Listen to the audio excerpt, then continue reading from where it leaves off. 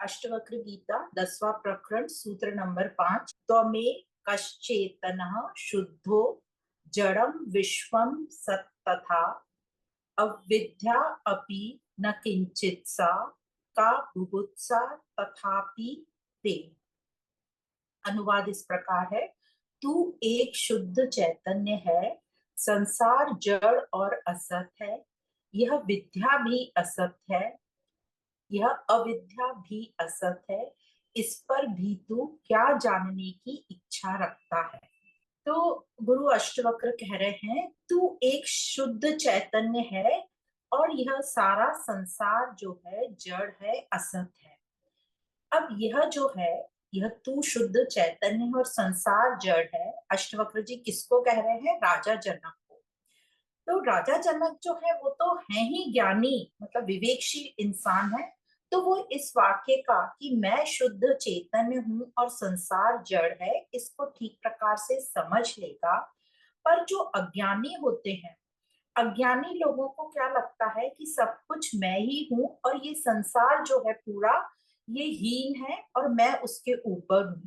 तो यही बात यदि अज्ञानियों को बोली जाए, तो जिन लोगों को ज्यादा समझ नहीं है, मतलब जो कामनाओं में पूरी तरह अभी बैठा हुआ है, कामनाएं पूरी करने में लगा हुआ है, भोगों में लगा हुआ है, उनको यदि ये बात कहती जाए कि तू शुद्ध चैतन है, बाकी सब जड़ है, तो वो क्या करेगा? वह इस बात का फायदा उठाएगा, क्योंकि उसको मतलब अहंकार को तो यही चाहिए कि मैं चेतन, मैं शुद्ध, एक अलग, और पूरा जो संसार है वो मेरे से नीचा है। तो वो इस बात का फायदा उठाकर और अपने ही बेहोशी में चलता रहेगा और अपने आप को सब संसार से ऊपर शुद्ध मानेगा और संसार को जो जड़ बोला है उसको हीन मानता फिरेगा। तो राजा जनक को ये ज्ञान दिया जा रहा है, ये हमें कभी नहीं भूलना चाहिए।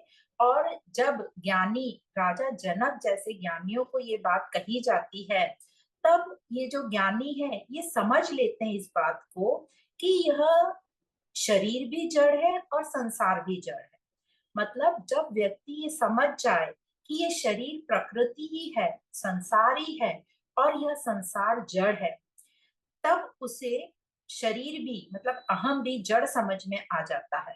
तो ज्ञानियों को ये बात अच्छे से समझ आती है कि जब ये कह रहे हैं कि तू शुद्ध चैतन्य है, मतलब किसको कह रहे हैं?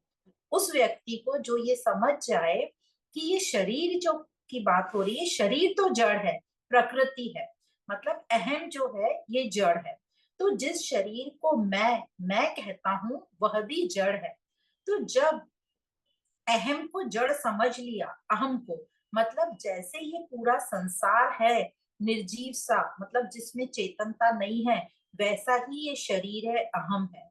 और जब ऐसा हम समझाने लगते हैं तो मन में ख्याल आते हैं, फिर ये जो हम मनुष्य इतना चेतन बोलता फिरता है, तो ज्ञानियों को ये बात अच्छे से समझ आती है कि शरीर भी जड़ है, अहम भी जड़ है और संसार भी जड़ है, सब एक जैसे हैं। बस यह जो संसार पूरा जो जड़ है, उसी जड़ पांच तत्वों में से प्रकृति ने एक आकार ले लिया, मनुष्य का आकार ले लिया, जिसमें बोलने चलने फिरने महसूस करने की क्षमता आ गई और वो अपने आप को मैं कहने लगा। और इस जो मनुष्य है, ये अपने आप को अपूर्ण भी, उसमें भाव पैदा हो गया कि मैं अपूर्ण हूं। तो इस प्रकार जब ज्ञानी समझ जाता है कि मैं, ये शरीर जिसको मैं मान रहा हूं, यह भी जड़ है, मतलब वह भी संसार, और जड़ मतलब हम क्या मानते हैं? मृत, जड़, निर्जीव। तो जैसे ही यह व्यक्ति अपने आप को जड़ समझ लेता है, मतलब अपने अहंकार को, जिसको हम मैं बोलते हैं अहंकार, उसको मृत्य मान लेता है, वैसे ही जो है उसका अहंकार मिट गया और मैं बोलने वाला बचा ही नहीं। जब ये मैं बोलने वाला बचा ही नहीं रहता, मतलब अहंकार मिट जाता है, जब अहंकार को हम जड़ या मृत समझ लेते हैं, तो क्या होता है? शुद्ध मैं का प्राकट्य होता है, जिसे हम आत्मा नाम से जानते हैं, जिसे आत्मा कहा जाता है। तो ये बोला तो सूत्र में बहुत ही कॉम्पैक्ट और चार शब्दों में है, पर ये इतना इजी नहीं है जितना इजीली ये बोला जा रहा है। तो ये कह रहे हैं, ये अविद्या का जो आवरण है वो हट जाता है और शुद्ध चैतन्य प्रकट हो जाता है।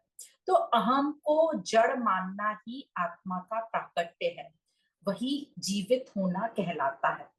तो जो अहम को ही चैतन्य माने बैठा है, मतलब अहंकार को ही सच माने बैठा है, पर वो असत है उसको वो सत माने बैठा है, मतलब झूठे को ही सच्चा माने बैठा है। जैसे कि पिछले 4 श्लोकों में बताया था कि जो अहम को सत मान लेता है बेहोशी में, अज्ञानवश, वो अविद्या के दलदल में धंसा हुआ रहेगा, वह आत्मा को कभी प्रकट ही नहीं कर पाएगा।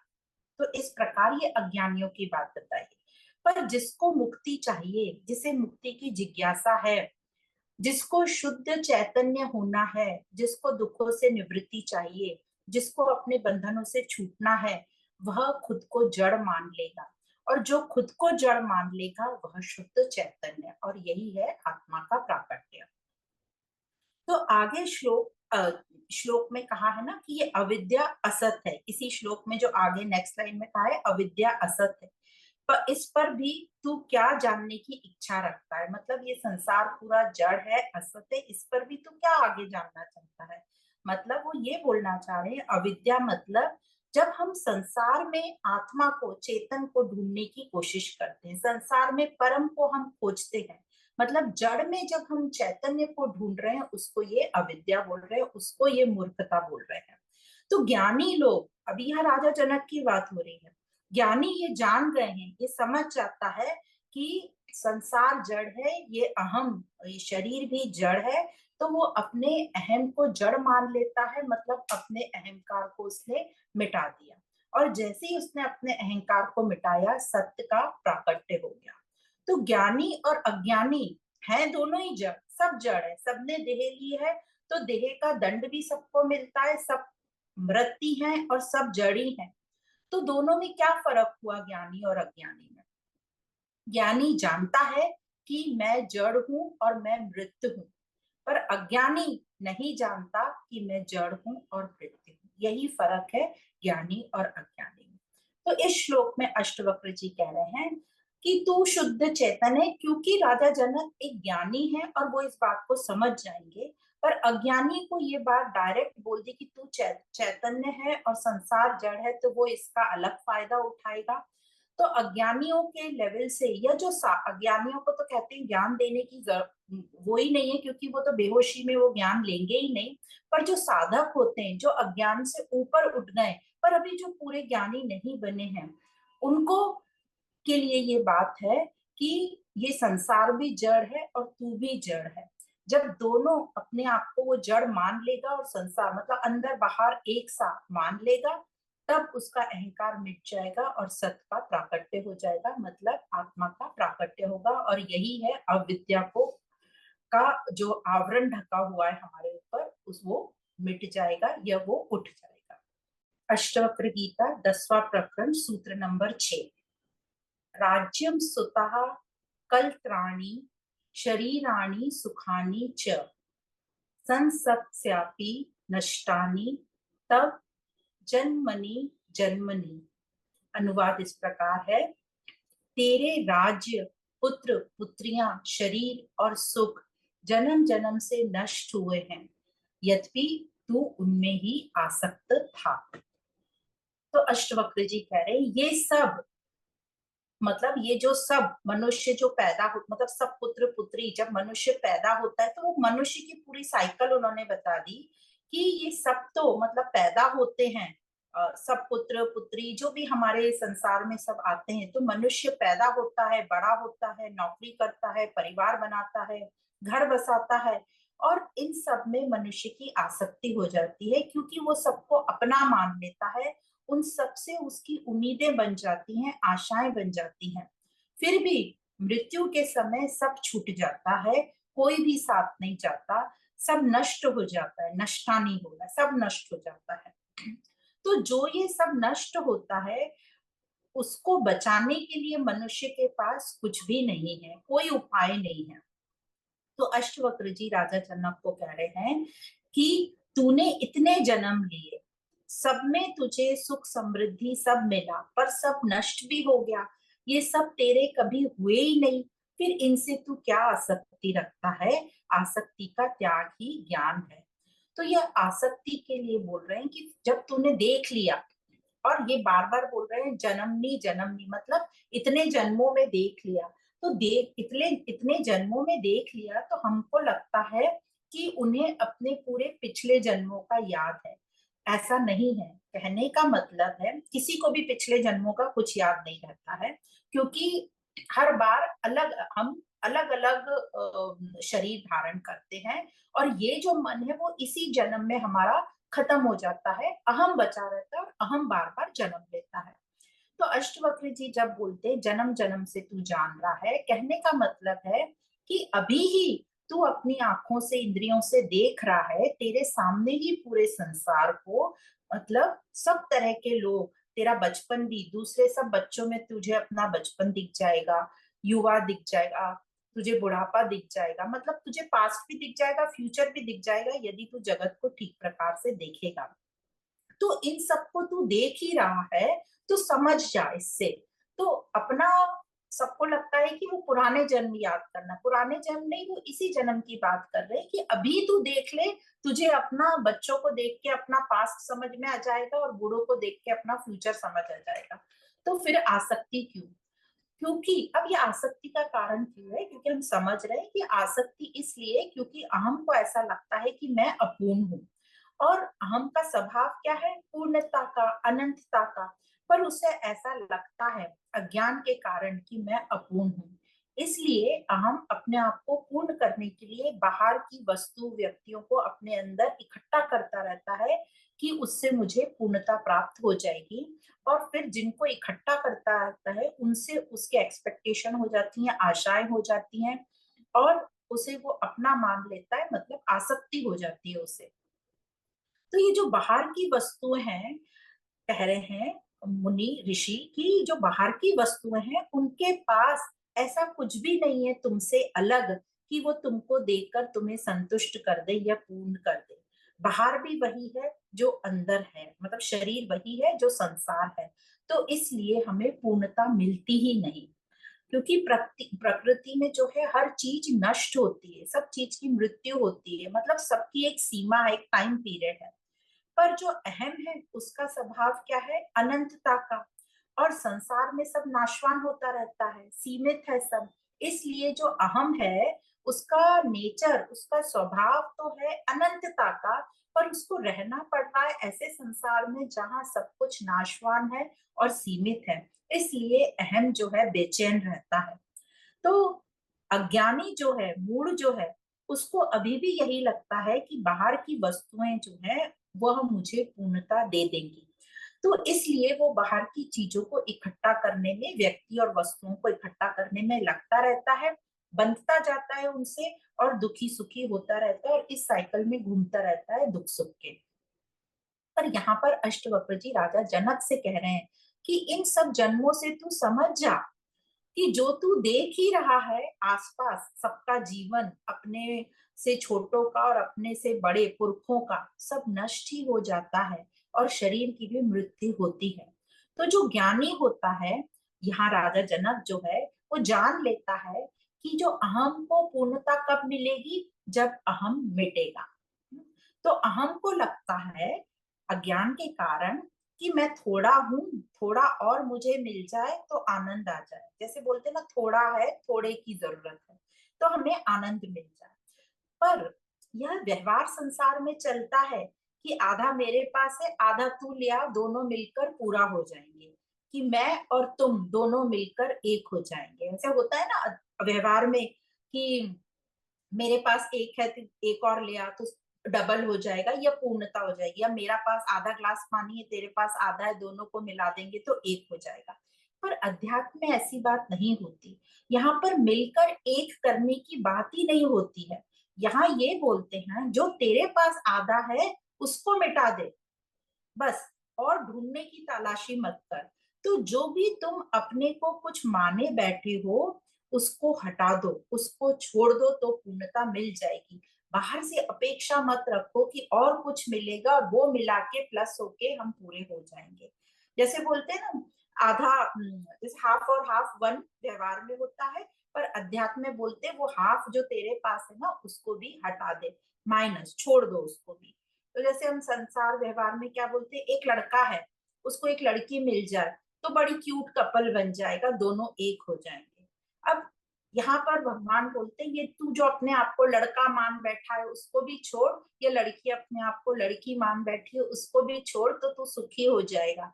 इस आशा में रहेगा कि मैं लड़का हूँ लड़की मिल जाए, या मैं लड़की हूँ लड़का मिल जाए तो मुझे पूर्णता की प्राप्ति हो जाएगी, ये बिल्कुल भी मूर्खता की बात है, उससे कभी भी पूर्णता हासिल नहीं होती।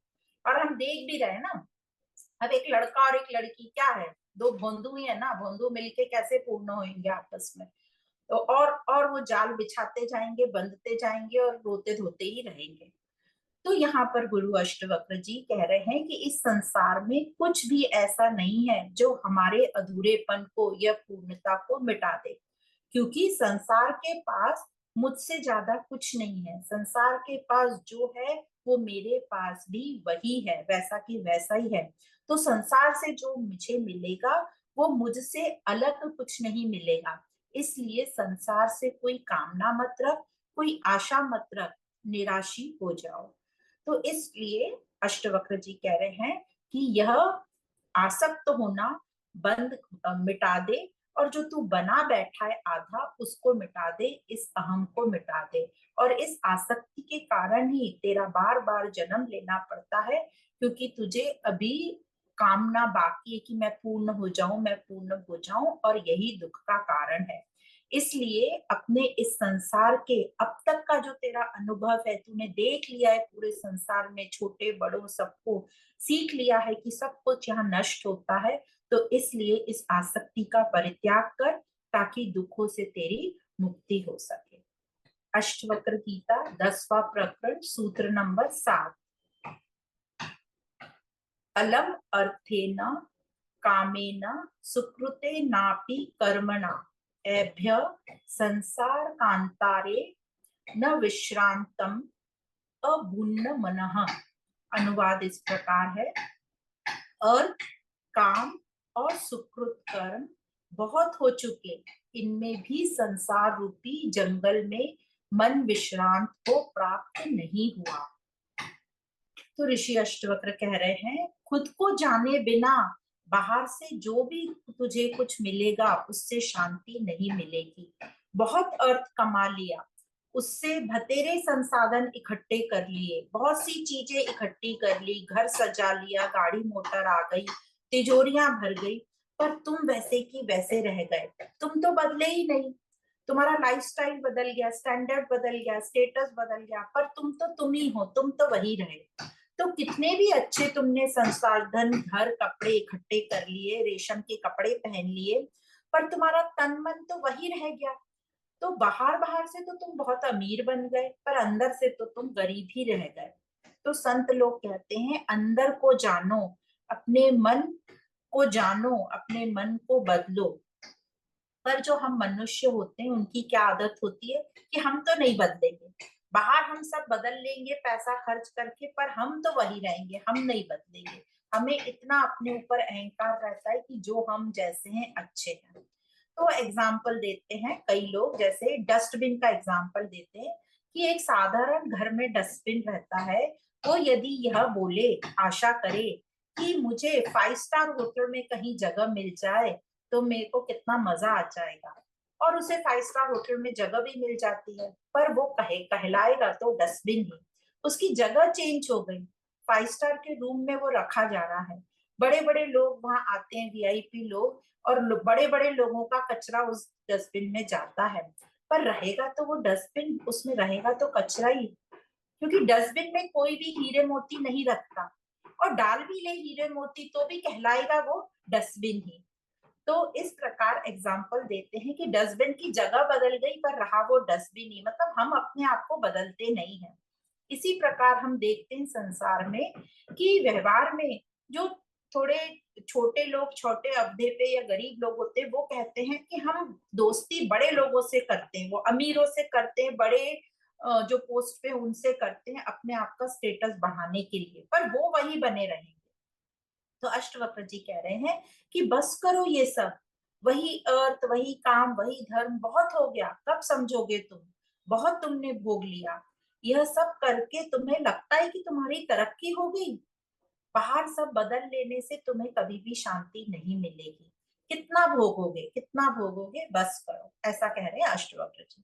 पर मनुष्य की वृत्ति कैसी रहती है कि पहले वो देह के पीछे भागता है, एक अवस्था आती है युवावस्था, देह का पूरा वो भोग करना चाहता है, देह के पीछे भागता है, विपरीत लिंगी को खोजता है कि मुझे पूर्णता की प्राप्त हो जाएगी।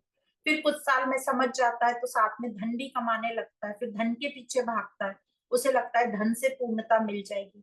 फिर जब धन से भी वो समझ जाता है कि सब संसाधन इकट्ठे हो गए पर शांति नहीं मिल रही, तो वो धर्म का साथ लेता है, दान पुण्य करता है, मंदिरों में जाता है, समाज सेवा करता है कि धर्म से मुझे पूर्णता मिल जाएगी। कर वो धर्म से क्या कर रहा है? अपनी कामना पूर्ति कर रहा है कि भगवान मुझे शांति दे दे, मेरे घर ये हो जाए, मेरे घर ये हो जाए। तो धर्म का भी वो साधन उसने क्या ले रखा है? कामना पूर्ति के लिए। और समाज भी यही कराता है। समाज में आश्रम व्यवस्था इसी प्रकार बनी है। गृहस्थ आश्रम, फिर कहते हैं शादी करो, फिर बोलते हैं कमाओ कमाओ, घर कब खरीदोगे? घर खरीदना है तो कमाना पड़ेगा। फिर जब कमा सब लेता है, फिर जब बच्चे बड़े हो जाते हैं तो कहते हैं आप समाज को दान पुण्य करो, दान संन्यास ले लो, मतलब अब घर बार छोड़ दो, अब वापस अब जंगल जाओ, कहने का मतलब घर से निवृत्त हो जाओ और चुपचाप तुम अपने अंत का इंतजार करो। तो इस प्रकार सामाजिक व्यवस्था भी ऐसी है। मनुष्य खुद को नहीं, इन सब व्यवस्था में मनुष्य को खुद कितना दिखाया, बस अर्थ काम और धर्म, इसके पीछे भागना बताया जाता है और मनुष्य वही करता रहता है, भागता रहता है, भागता रहता है पूरा जीवन, पर उसे शांति की प्राप्ति नहीं होती। तो इस प्रकार मनुष्य बाहर से सब हासिल कर लेता है पूर्णता के लिए, जो और जो अत्यंत महत्वपूर्ण बात है, स्वयं को जानना, वही नहीं वो जानता, बाकी वो सब कर लेता है। और ऐसे ही पूरी दुनिया चलती रहती है, अज्ञान में चलती रहती है और आज तक चल रही है। अब ये वो समझ ही नहीं रहा कि बाहर की जो स्थूल वस्तु है वह मुझे शांति नहीं दे सकती, क्योंकि बाहर सब स्थूल है और जो मैं जिसको पूर्ण करना चाहता हूँ वो अति सूक्ष्म है, अति सूक्ष्म है। और स्थूल और सूक्ष्म का जो है मिलन नहीं हो सकता, मिल नहीं सकते, दोनों घुल नहीं सकते। स्थूल कभी सूक्ष्म को शांति नहीं दे सकता, क्योंकि स्थूल के पास शांति है ही नहीं। हाँ, स्थूल का व्यवहार में बहुत उपयोगिता है, पर पारमार्थिक तल पर स्थूल की उपयोगिता नहीं है। तो सूक्ष्म को शांति फिर कहाँ से मिलेगी? सूक्ष्म शांति मिलेगी आत्मज्ञान से, स्वयं को जानने से ही शांति मिलेगी। तो इस सूत्र में अष्टवक्र जी कह रहे हैं कि तू भ्रांतिवश इसमें सुख देख रहा है, संसार में, भौतिक चीजों में, जड़ में।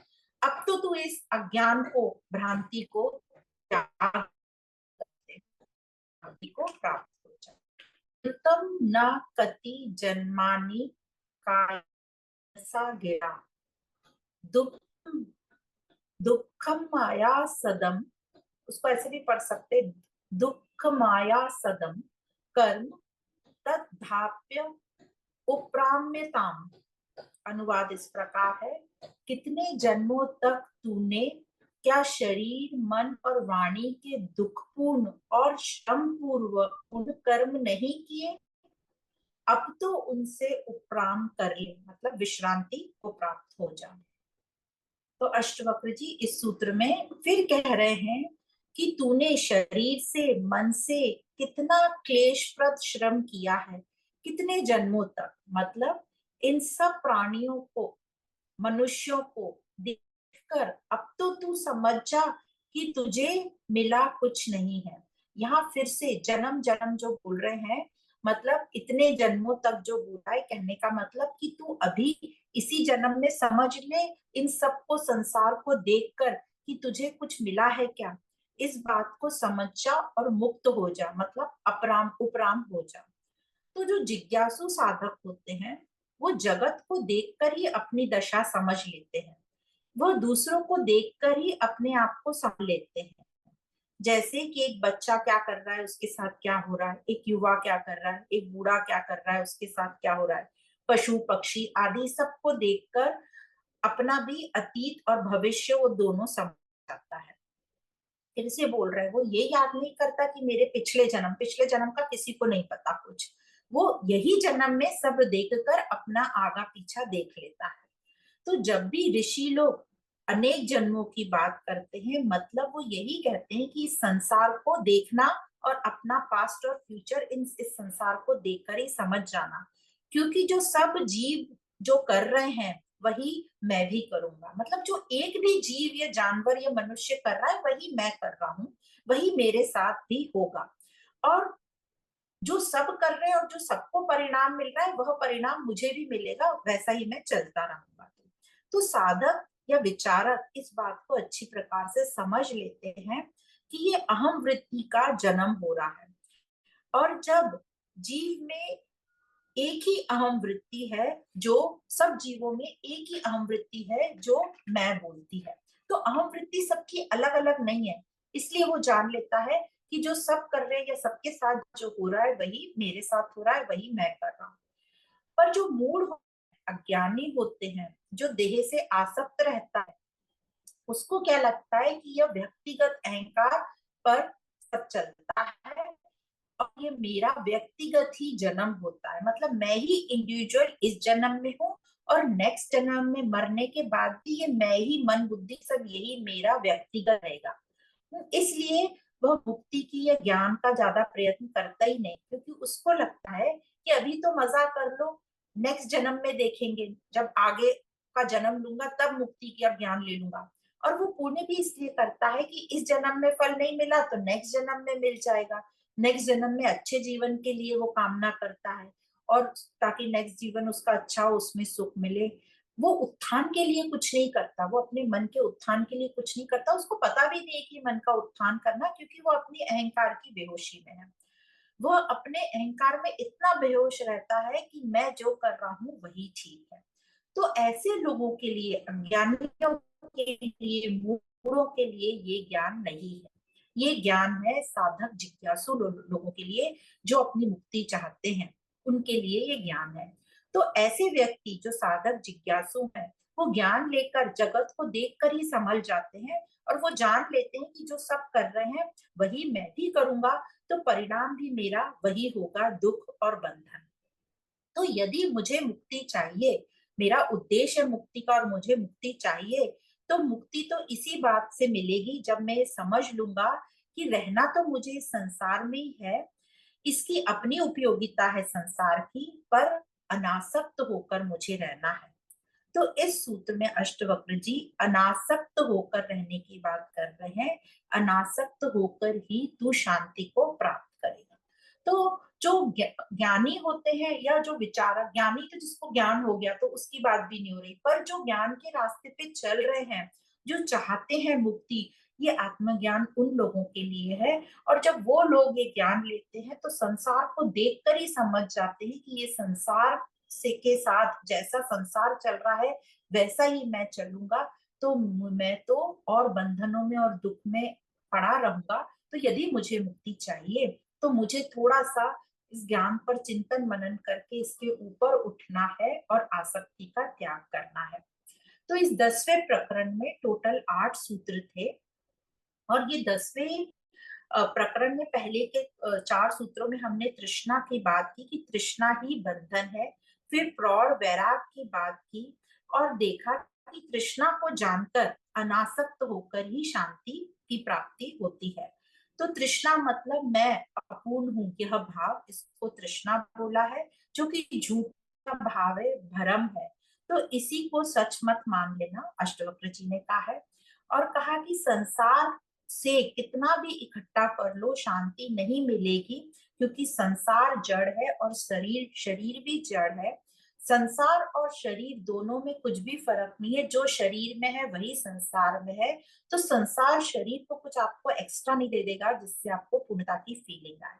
तो ये अपने अनुभव से समझ लो, इस जगत को देख कर, इस जगत में सब पशु पक्षी जानवर मनुष्य छोटा कर रहा है और उस क्या मिल रहा है, तो उसको अच्छे से जानकर अपने को संभाल लो। जो माना बैठा है कि इसी में मजा है, तो वह दुख और बंधन में पड़ता जा रहा है। पर जो अनासक्त हो जाएगा, जो ये समझ जाएगा कि रहना संसार में ही है, संसार की अपनी उपयोगिता है, संसार साधन है मुझे उस उद्देश्य तक पहुंचाने में, मुक्ति तक पहुंचाने में, तो संसार को भोगों के लिए नहीं, साधन जैसा यूज करेगा और अनासक्त हो जाएगा, और वही मुक्ति को या उसके दुख जो है समाप्त होंगे। और ये कब होगा? ये आत्मज्ञान से ही होगा। तो अष्टवक्र जी कह रहे हैं अनासक्त हो जा, और कितना भोगेगा, बस कर, आत्मज्ञान से ही तुझे ये समझेगा। तो आत्मज्ञान का श्रवण करो, मनन चिंतन करो, अवलोकन करो और स्वयं को जानो। तो ये था 10वां प्रकरण अष्टवक्र गीता का।